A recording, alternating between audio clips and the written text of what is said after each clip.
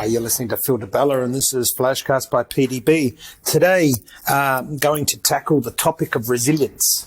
Obviously, given current circumstances and what's happening around the world, this is something that everybody needs to adopt and something we really need to talk about and focus on.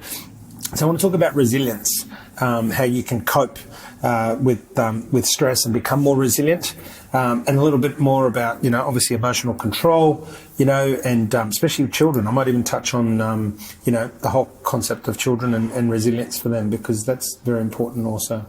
We need to make sure that people are being resilient. But let me start by my take on resilience is simply about making sure that no matter how many hits somebody takes, whether it be personal, professional, or family, that we keep going. We get back up, dust ourselves off, and keep going. That to me is the very 101 version of resilience, is that we build a tougher skin. And, when certain things hurt us or damage us or give us a setback, that we're able to dust ourselves off, learn from the situation and move forward and be a lot stronger. And of course, circumstances change, everybody's resources are different, everybody's responsibilities are different, so this doesn't go and speak for all. And what I want to touch on is a bit of a framework on how we can actually build, cope with stress and become more resilient, so to be it. But so let me start with saying that the ways that I've found the best to cope with stress and become resilient, and given obviously what's going on at the moment with the whole coronavirus, it's great timing to be discussing this. And number one is always about attitude. Develop the right attitude. That's going to be key. Attitude is everything. Attitude is about mindset. Attitude is about frame of mind. Attitude is the lens that you're going to choose to look at the situation. We need to have the right attitude. If we don't start with the right attitude, then nothing else is going to matter. It won't matter. It doesn't matter what your body's doing. It doesn't matter what you plan to do and what your strategy is. If you don't have the right mindset, if you don't have the right attitude, then the rest is not going to work for you. So it really is key to get right. The next is you need to have an internal form of control. And this will be different for different people. You need to have a go-to form of control that, some people are talkers, some people are listeners, some people like to write things down, some people like to, act things out. Whatever it is, it doesn't matter. You need to have an internal form of control, a go-to, something that helps you take control, something that helps you hit the pause button when you're feeling that stress or that situation happens to you. We all need that. We all need that internal form of control. So it's very important. And again, some will be reading, some will be music, some will be boxing, some will be sport, some will be sit in silence, meditation. Doesn't matter. This is the time that we really need to know ourselves and really understand what works for us. What is our internal form of control that works for us?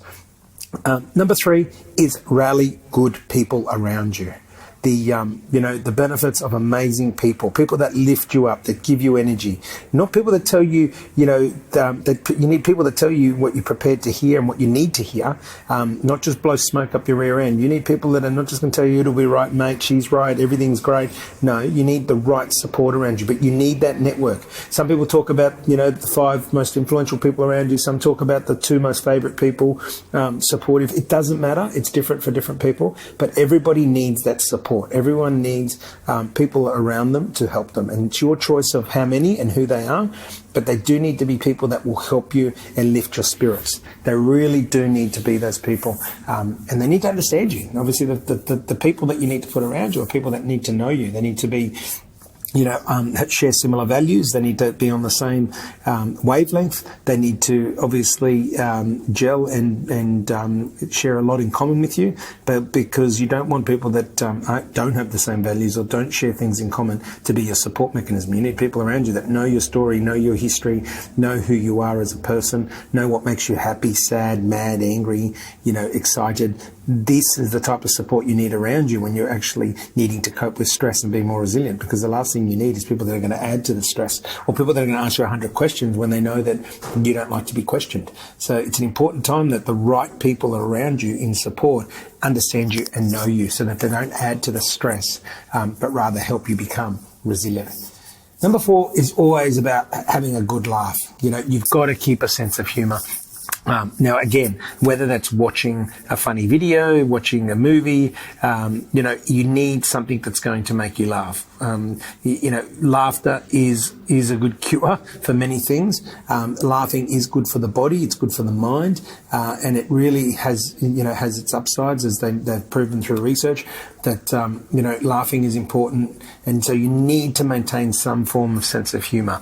And again, that might be part of the people that you keep around you, that might be the tools you might have around, it might be your form of control that you go to, but you do need to have some sort of sense of humour. I always adopt that attitude that this too shall pass. We're going through a tunnel. Some tunnels are longer, some tunnels are shorter, but coming out the other side of the tunnel will happen. And it's no different with the coronavirus right now. We're all going through a tunnel and nobody's immune to this, but we will come out the other end of the tunnel.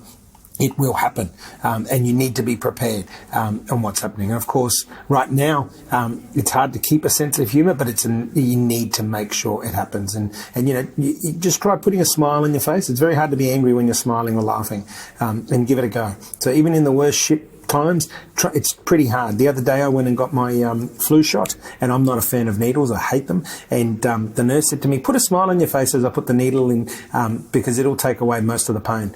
And she was right. I didn't even feel the needle going in, honestly. I had a smile on my face. She jabbed me with the needle, and I only knew she'd finished because I heard the needle pop into the little canister, because I can't stand there and watch them. But smile. Next time you're going through that tough situation, just put a smile on your face, and what have we got to lose? A great way to cope with stress and be more resilient. And the last one for me is getting in touch with your spiritual side. I'm a very big fan of being part of your spiritual side. I often go to church. I have a strong faith. I also follow things like Dr. Joe Dispenza. I do believe in spiritual guides. I do and am open to all sorts of spirituality, and then pick and choose what works or doesn't work or sits well with me based on my values and my needs. But everybody needs to be in touch with their spiritual side in one way, shape or form. And spiritual side doesn't need to be Catholicism or Buddhism or whatever it is. Spiritual is to have a faith of some sort. And whether that's faith in whatever it is that you choose, the importance is that you have a faith, and a faith means that you believe. And the moment that you have a faith and you believe, then that's your spiritual side.